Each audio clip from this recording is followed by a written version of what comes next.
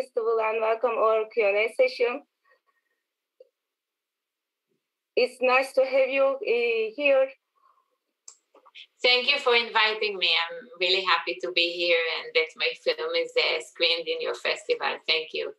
Yeah, we thank you for your lovely movie that in our festival screening. So let me introduce you to our audience a little bit, and then we will continue our conversation with your movie. Daphna Awadish graduated from Basel Academy of Art and Design with a BA degree, and then she had a MA degree from AKV St. Jude's Master Institute of Visual Cultures. Am I right? Yes. Okay. Yeah. And she has a short animated documentary, Bear With Me, is on immigrants and who left their home and crossed borders for love, in fact. So let's talk about your movie a little bit. How you experience immigration in your artistic world, and why did you choose animation genre to express yourself in your movie? So I started to research about immigration and the meaning of home for immigrants when I first left my home and moved to Italy, to Milan. I moved for a student exchange program, and it was the first time I left my parents' home, and I started to have all these questions. And I made my first film, Journey Birds, about this topic. Is it also short? Yes, it's also short, and you can find it in my Vimeo account or in my website. Okay. It's already online. And then later on, I moved to the Netherlands for my studies. And at the beginning, I wanted to make a film about love. But then during my first interview with Ankita, the Indian girl in the film, I realized that the parts that are most appealing to are the parts where when she talked about how was it for her to move to a new country for her husband, and how it influenced their relationship and how they dealt with it. And it was because that time I was also going through this process. My partner, boyfriend, was supposed to move in with me. So in a way, making these interviews and hearing the people who already been through this process was kind of a tool for me to deal with what I was going through. Okay, so you have some real parts of life in your movie. Can we say that? Yes. Yes. Yes, it's their story, but it's also mine. Okay. Yeah. Bear with me is a phrasal verb, as far as I know. If I am wrong, please correct me. You use a phrasal verb to identify the process of that immigration for love, and it means endure in a way. And we have cute animated bears in your film, which want to hug. How you choose such a collaboration between the story and the movie material? Do you mean why did they choose bears? I'm not sure. Yeah. Well, in general. First, I think that it's personal stories, but when I'm making in animation the characters into bears or animal, every person can see himself and identify with the character. So that's one reason. And it's also about the hugging and the cuddling that I think, in a new place, you are really looking for this.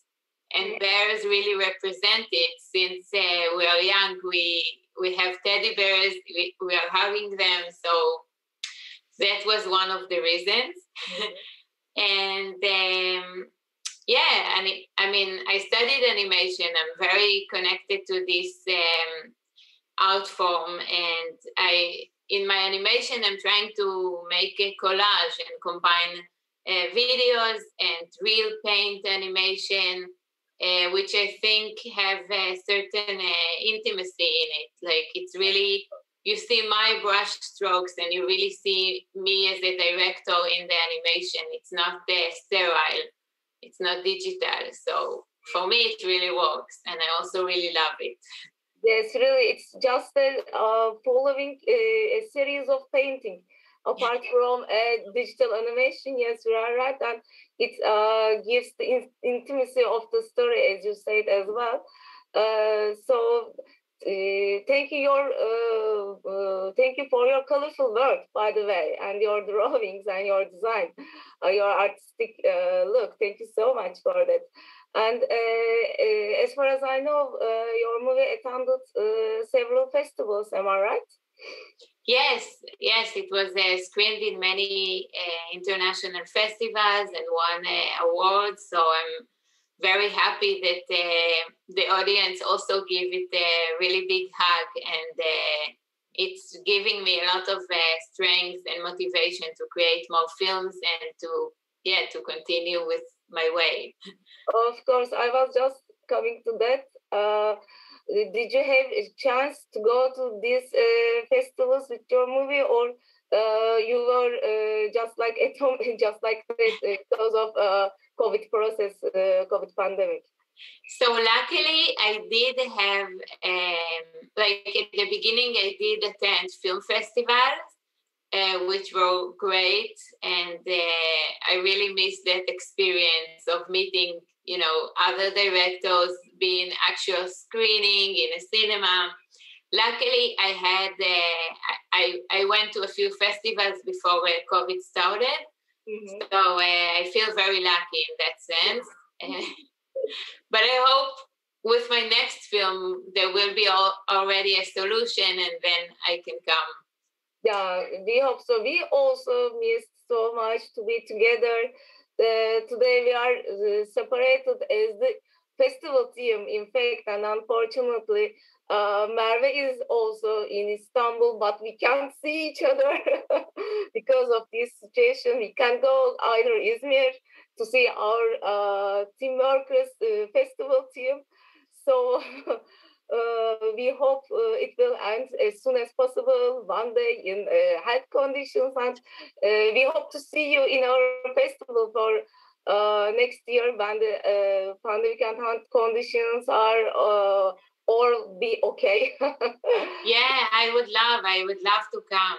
I've never been in Turkey and I always wanted to visit. Really? So I would love to come, and I would love to visit and attend the festival and meet you in person. We would be glad to host you as the first festival in Turkey, in fact. Yeah. So, Mary, you have questions for Daphna? Yes, maybe. Before that, as you said, Duygu, we will be having a physical part of this festival. I mean, we are still imagining it's not a it's not a plan. It doesn't have a certainty for the time being, but this is what we are planning to do. At the end of this June, we are planning to meet at Izmir. It has an ancient city called Teos, and there is a Slav city, Cidda Slav, there, and it is called Seferihisar in Turkish. It may be difficult to pronounce, but maybe you can find the details in our posters and catalogs later on. And I would love to, and we would love to, as a team, invite you to our festival to see each other in physical settings, because hopefully we will have the opportunity to have outdoor screenings and outdoor workshops as well. So let's have a common dream together. Yes. Please, I would love that. And I am also working on animated documentaries, so I want to ask a question. I'm sure you are familiar with this kind of discussions. And Bill Nichols, the documentarist Bill Nichols, he says you need to have this habeas corpus, he says in his own terminology. You have to have the body in a documentary as a referent to reality. You have to have this habeas corpus. You need to show the world, rather a world, in your documentary. But of course, there are lots of views that are criticizing his perception of reality, the representation methods. So, how do you defend your film? For example, when they ask, let's say, how can we know that these recollection of memories are true? How do you anchor your reality? How do you base your reality in the film? How do you explain them? I don't know. You don't have to maybe answer it now, but it's a kind of conceptual way of thinking, maybe animated documentaries, which will be helpful for us as well. Well, my film are based on interviews, which I didn't direct. Like, I didn't write a script and ask the people to read. It's their personal stories, and it's not directed. The interviews, I didn't film them even, just to make it feel more friendly and less, formal. But of course, it's my translation to their stories, because I didn't film them.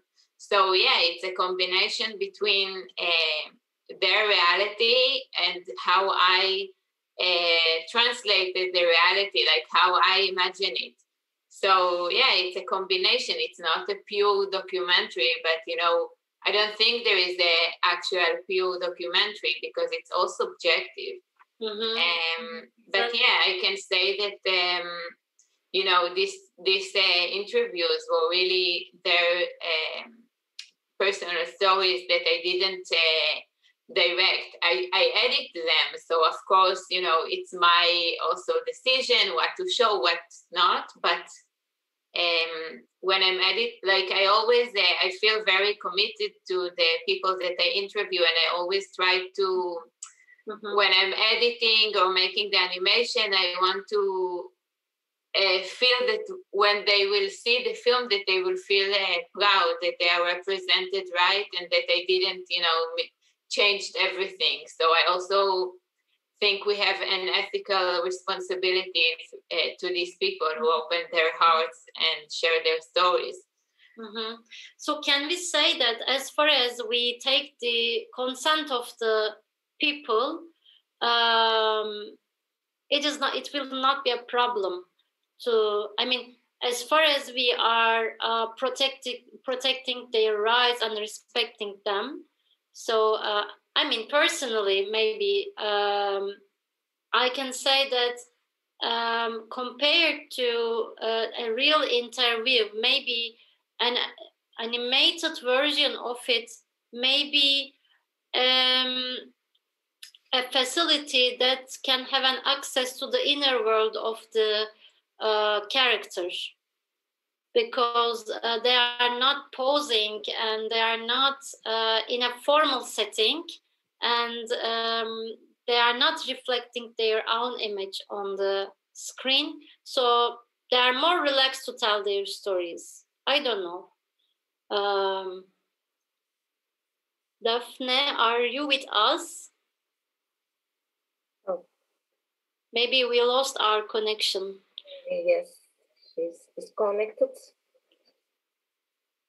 So I was not going to ask a question, but I'm on the same side with her. I was going to say this maybe. So it was a general comment or a detailed comment on short animation, we can say. Mm-hmm. Mm-hmm. because this is something that people are always having discussions. Okay. Sorry, I don't know what happened. It's suddenly... That's okay. So I was just making my personal comments on the issue because I'm at the same side with you. I'm with you in this animated documentary perspective. I was just telling my comments. If you have heard any part of it, you can comment on it, or we can move on to another part of the movie. Well, I agree with you. I think, animation has so much power and opportunities, to show the inner world of the character, to show situations that are a bit more surrealistic or dreamy. For example, in my film, certain parts in the windows we see actually under the water world from the windows. It's something that not everything is possible in live action. So in animation, it's really you have so many options, and that's amazing to give your own translations to these stories. I find it a very powerful form. You have a playground in animation. Can we say that? Yeah. I mean, you can create almost everything. So even oil painting. You have so many options, and that's. So our most of the audience is from cinema students, and they are always curious about one point apart from the work of the genre. How can you access funds, financial? How can you get over the financial difficulties? What's your solution for finance? Well, now I'm working on a new film, and I received a development fund from the Dutch Film Fund. And hopefully I will get also the production fund. So I'm just working on the application now. But I can share that Bear With Me was my graduation film. I had no budget for it at all, and also no time. Thanks. So I didn't have budget and I didn't have time, but actually it also had not having these things also was advantage, because it took out lots of creativity, because I didn't have budget, because I didn't have time. So I found very creative solutions. One time I went to film with my friend in a garden. And for example, the scene of the bears dancing, I didn't even have a tripod for that. So I put the camera on a closet, and I filmed me and my boyfriend dancing in the kitchen. Later on, I had a tripod, but I liked so much this angle of this, that we just have a small peek on their personal moments from the closet. So actually it turned out really nice. Yes. So I think, of course, I wish everyone to have a budget for their films, but there is also something very nice on, that about student films, that it takes out lots of creativity. You need to find solutions because you don't have the budget all the time. Yes. Your film has such a bittersweet mood. It's both cute, and it makes you feel that pain, loneliness, and the eager to feel more hopeful. So your practical solutions, which is from your side, which may seem amateur, is also contributing, I think, to the mood of the film. Thank you very much. So, it's amazing it's amazing to see how many people are connecting to it from all over the world. And, you know, when I finished it, I thought it's not good enough. I thought I didn't have enough time to make it. It's not complete. But, you know, at the bottom line, it's all about the emotional aspect, you know, and people are really connected to it emotionally. And that's, for me, as a director, it's the most important thing. Of course. So I was just asking, in fact, the feedback the audience from abroad festivals. And one last question, maybe, how was COVID period went for about your productivity? Does it affect, or did you take advantage of it, or affected badly? Can you tell us something about it? Well, it's a good question. Actually, it's very hard. For example, my new film is about, it's connected to swimming lessons, and, you know, the pools are closed. I couldn't even go to observe, you know, a swimming lesson. And also there is something, for me as a creator, you know, going to different places and meeting different people, it gives me lots of energies and inspiration to create. And many times in this period, I felt really stuck. I felt like, I'm very lucky in many ways to have work, to still, you know, live in a good place and everything, but I just felt so much uninspired and stuck in my work. Yes. So it's very challenging, and I really, really hope it will be over soon.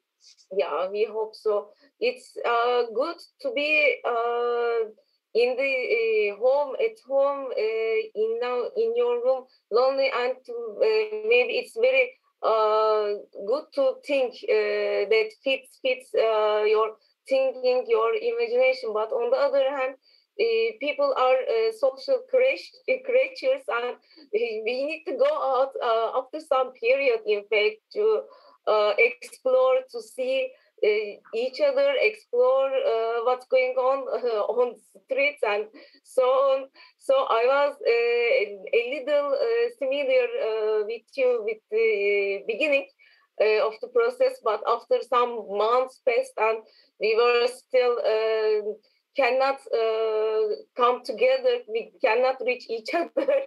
So it starts productivity in a way, I think. Yeah, very much. Yeah, okay. So do we have any chat questions? I'm guessing it. Let me check it. They're sending highs to you from Turkey. Thank you. Hi from the Netherlands. Thank you. So, and they're clapping your work. One of our directors sending her clapping. Oh, thanks. Thank you. Mary, do you have anything else to add? No, actually, I can only say thank you for contributing to our festival, and thank you for the invitation to be here for the Q&A session. This YouTube link will be hopefully there after this live streaming, so maybe later on you can go back and it can be shareable. I don't know the technical part of it for the time being. Duygu, it will be online, right? Oh, of course, it will be uploaded and can be shareable just like any video else. Okay, so nice to meet you, and hopefully we'll see each other in June, let's say. I am also very nice to meet you, and we are very glad to host you in our festival with your movie. Thank you so much again for your contribution. Okay.